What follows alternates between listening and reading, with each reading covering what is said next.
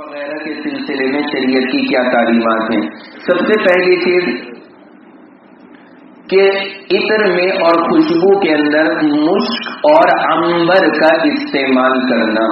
جب آدمی خوشبو لگائے تو مشک یا عنبر تو بہت ہی مشکل سے ملتا ہے، لیکن مشک کی خوشبو آرام سے مل جاتی ہے بڑے بڑے پرفیومز کی دکان پر، تو وہاں سے عنبر خوشبو لے کر قیمتی بہت ملتی ہے، ان کو لے کر کے آدمی استعمال کرے. یہ حضور لگاتے تھے. مشک یہ اللہ کے نبی علیہ الصلوۃ والسلام کے پسندیدہ عطر میں سے، تو اس لیے اگر عطر کا شوق ہے اور عطر لگاتے تو مشک کا استعمال کرنا چاہیے.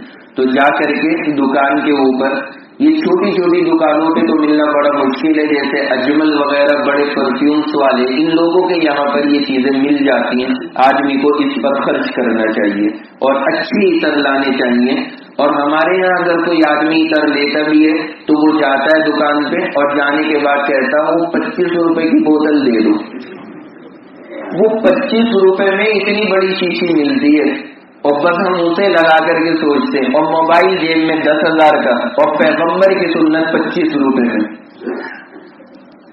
ذرا سوچنا چاہیے. میں یہ نہیں کہہ رہا کہ ہر آدمی مہنگا لگائے، اگر اللہ نے نہیں ہے تو آپ 25 کا بھی لگائیں، وہ سنت ہوگا. لیکن اگر اللہ نے آپ کو پیسے عطا فرمائے، آپ کے پاس مال اور دولت ہے، تو عطر اچھا استعمال کیا کریں. عطر کے اوپر خرچ کرنا حضور کو پسند تھا. اور صحابہ کے بارے میں تو میں آپ کو ایک بات بتلاؤں، صحابہ عطر اتنا پسند کرتے تھے کہ اگر کسی صحابی کے بارے میں یہ لکھا ہے کہ اس کے پاس اتنے روپے کہ یا تو کھانا کھا لو یا عطر خرید لو، یا تو کھانا کھا لو اور یا عطر خرید لو، تو صحابہ فاقہ برداشت کرتے تھے لیکن عطر کے بغیر رہنا نہیں پسند تھا. فاقہ پسند تھا لیکن عطر سے بڑی محبت تھی. تو عطر کا استعمال کرنا یہ سنت ہے. پیغمبر علیہ السلام نے خوب استعمال کیا، اس لیے اس کو استعمال کرنا چاہیے. تو پہلی چیز بتائی کہ پہلی چیز ہے خوشبو لگانا، اور دوسری چیز بتلائی کہ خوشبو میں خاص طور سے مشک اور عنبر کا عطر استعمال کرنا یہ حضور کا طریقہ تھا. ویسے آپ کوئی سا بھی لگائیں گے انشاءاللہ ثواب ملے گا، کیونکہ خوشبو لگانا حضور کی سنت ہے. یہاں یہ بات ذہن میں رکھیں، یہ بھی مردوں کے لیے، خواتین جاتے عطر نہ لگانے شروع کر دیں کل سے، کہ جو مفتی صاحب نے بتایا تھا یہ چیز مردوں کے لیے. پچھلے ہفتے والا انگوٹھی کا مسئلہ خواتین کے لیے تھا، آج معاملہ عطر کا مردوں کے لیے.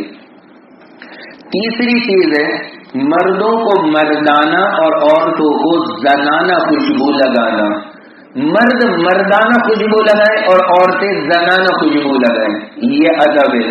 مردوں کی خوشبو کون سی اور عورتوں کی کون سی؟ اب اس کو ذرا آپ سمجھ لیجئے کہ ہمارے یہاں نہ جانے کون کون سے چلتے ہیں کہ یہ لگا لو وہ لگا لو دنیا بھر کے. تو ہمارے لیے مردوں کے لیے خوشبو کون سی اور عورتوں کی کون سی، اس کا معیار فرمایا گیا شریعت میں کہ جس میں نظر نہ آئے اور خوشبو مہکے، دکھے نہ رنگ خوشبو کا لیکن خوشبو مہکے، یہ ہونی چاہیے مردوں کی. اور جہاں پر جس خوشبو کے اندر کلر آئے لیکن خوشبو زیادہ نہ مہکے، یہ عورتوں کی. کلر آئے اس کا، جیسے آپ نے خواتین کے میک اپ کے ہلکے ہلکے سامان دیکھے ہوں گے، جب وہ میک اپ کرتی ہے تو ہلکا کلر آتا ہے، وہ صحیح ہے. بہت تیز مہکتا نہیں ہے کہ بہت دور دور تک خوشبوئیں جا رہی ہو اور بہت زیادہ نہیں ہوتا، بس وہاں تک کا معاملہ صحیح ہے. لیکن خواتین کے لیے ایسی خوشبو لگانا کہ جس گلی سے گزرے 10 منٹ بعد تک لوگ وہاں پہ خوشبو میں مست رہے، ایسی خوشبو خواتین کے لیے نہیں ہے. ایسی خوشبو مردوں کو لگانی چاہیے کہ جس راستے سے گزر گئے خوشبو سے مہکا کر کے نکل جائے. صحابہ ایسی لگاتے تھے. ایک صحابی کے بارے میں تو لکھا ہے کہ جس راستے سے گزرتے تھے گھنٹوں تک مہکتا رہتا تھا، گھنٹوں مہکتا تھا. اتنا عطر استعمال کرتے تھے، اتنی خوشبو استعمال کرتے تھے. اور ایک بات اور بتلا دوں، امام شافعی نے فرمایا کہ آدمی کا دماغ اور قوت، مرد کے لیے مردانگی قوت، تو دماغ اگر تیز کرنا ہے، اپنی قوت مردانگی بڑھانی ہے، امام شافعی نے فرمایا کہ خوشبو کا استعمال کیا کرو. خوشبو کے استعمال کرنے سے ذہن بڑھتا ہے، قوت بڑھتی ہے. تو دونوں صلاحیتیں اللہ نے خوشبو کے اندر رکھی. تو اس لیے خوشبو کا استعمال مردوں کے لیے جس میں خوشبو مہکے اور کلر نہ آئے، اور عورتوں کے لیے جس میں کلر آئے اور مہکے کم. یہ معیار ہے عورتوں اور مردوں کی خوشبو کا. اس کے بعد نمبر 4، مرد کے لیے سر اور داڑھی میں خوشبو لگانا. ہم اور آپ عطر لگاتے ہیں، لیکن کیا کرتے ہیں عطر لگانے میں؟ لگایا اور لگانے کے بعد بس بغل میں لگا لیا جہاں سے مہکتی ہے، تو بس بغل میں لگا کے اور چھٹی ہو گئی. اپنی داڑھی کے اندر عطر لگانا اور بالوں کے اندر عطر لگانا یہ سنت ہے. اللہ کے نبی علیہ السلام اپنی داڑھی مبارک میں عطر لگاتے تھے، تو داڑھی کو بھی عطر لگانا چاہیے. اور نمبر 5، یہ سنت بہت کام کی ہے، اس کو ذرا سن لینا. کیا ہے 5ویں؟ بیوی کا اپنے شوہر کو خوشبو لگانا. جب شوہر تیار ہو کر کے کھڑا ہو جائے اور ریڈی ہو جائے باہر جانے کے لیے تو خود نہ لگائے، بلکہ کیا ہو، اہلیہ تشریف لے کر کے آئے اور عطر کی شیشی لے اور کھولنے کے بعد وہ اہلیہ اپنے ہاتھ سے شوہر کے خوشبو لگائے. یہ مستقل سنت ہے. آپ دیکھیں اسلام کی تعلیمات کتنی پاکیزہ ہے.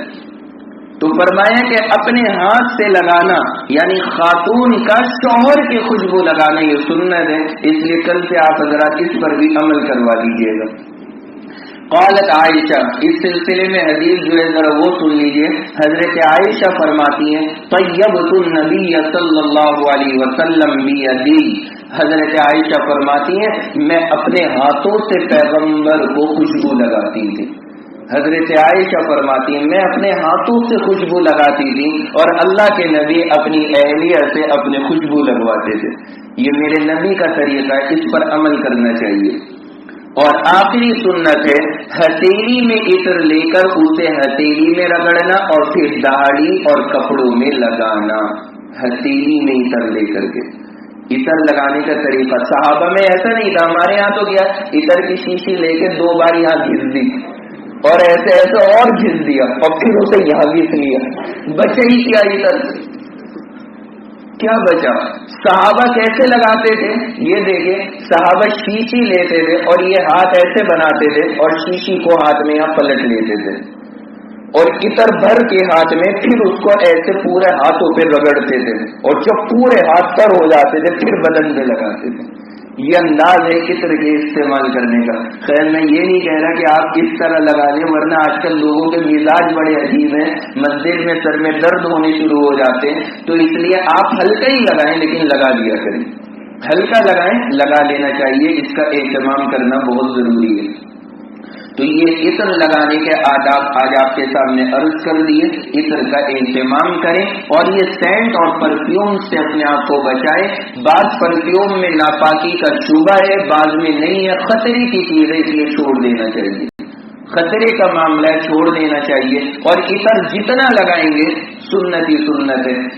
علماء نے یہاں تک لکھا ہے کہ عطر کے استعمال کرنے کے اوپر اگر آدمی 1000 روپے بھی خرچ کرے تو ان 1000 روپے کے خرچ کرنے کا سوال اللہ کے یہاں نہیں ہوگا. اللہ کے یہاں سوال نہیں ہوگا. اور ایک حدیث کے اندر تو کمال ہو گیا، فرمایا 4 من سنن المرسلین، 4 کام 1.25 لاکھ نبیوں نے کیے. 4 کام، النکاح والتعطر والسواک. اس میں سے فرمایا کہ العطر، عطر کا استعمال. 1.25 لاکھ نبی دنیا کے اندر آئے ہیں، ہر نبی کی سنت ہے عطر کا استعمال کرنا. تو اس لیے عطر کا استعمال کرنا بہت بڑی چیز ہے. اس کا خاص طور سے آدمی کو دھیان کرنا چاہیے. تو پہلی چیز آپ کے سامنے بتائی ہے کہ آدمی کو اپنے کپڑوں پہ کیا لگانا؟ عطر کا لگانا، کوئی سا بھی لگا لے. نمبر 2، دوسری سنت بتائی کہ عطر میں خاص طور سے کون سے عطر؟ مشک اور عنبر کا عطر استعمال کرنا. یہ ہمارے نبی کا طریقہ رہا ہے. نمبر 2. نمبر 3، تیسرا ادب بتایا کہ مردوں کو مردوں والی اور عورتوں کو عورتوں والی خوشبو لگانا. اور مردوں اور عورتوں کی خوشبو کا فرق آپ کے سامنے میں نے واضح کر دیا. اس کے بعد بتلایا کہ مرد کو اپنے کپڑوں کے ساتھ ساتھ میں کہاں پر؟ داڑھی پر، اگر ہو تو داڑھی کے اوپر، اور پھر اس کے بعد میں بالوں کے اوپر یہاں پر بھی عطر کا استعمال کرنا. اور اس کے بعد آپ کے سامنے بتلایا کہ اہلیہ کا اپنے شوہر کو خوشبو لگانا یہ مستقل الگ سے سنت ہے. اور آخری چیز آپ کے سامنے بتائی کہ عطر کو اپنے ہاتھ میں لے کر کے اور پھر اس کے بعد میں بدن پہ رگڑنا. ڈائریکٹ عطر کے شیشی کے ساتھ میں لگانا یہ ثابت نہیں ہے، ہاتھ پہ لے کر کے پھر لگانا چاہیے. اب چاہے آپ ہاتھ میں پلٹ لیں یا ہتھیلی پہ رگڑ لیں اور یا اس طرف آپ ہلکا سا لگا لیں. ہمارے بزرگوں نے ادھر لگانے کو پسند کیا، یہ ہاتھ کے پیچھے والے حصے پر. میں نے اپنے استاد سے پوچھا تھا، میں نے کہا حضرت اس طرف لگانے کو پسند کیوں کیا جاتا ہے؟ انہوں نے فرمایا کہ ویسے کوئی اصل وجہ تو نہیں، لیکن اس لیے کہ جب سجدے میں جاتے ہیں تو ناک سے یہ حصہ لگا رہتا ہے، تو تاکہ سجدے کے اندر بہترین خوشبو آتی رہے، اس لیے یہاں پر ہمارے بڑوں نے خوشبو کا استعمال کیا. تو آدمی یہاں پر بھی لگا سکتا ہے. یہ عطر کے آداب ہیں.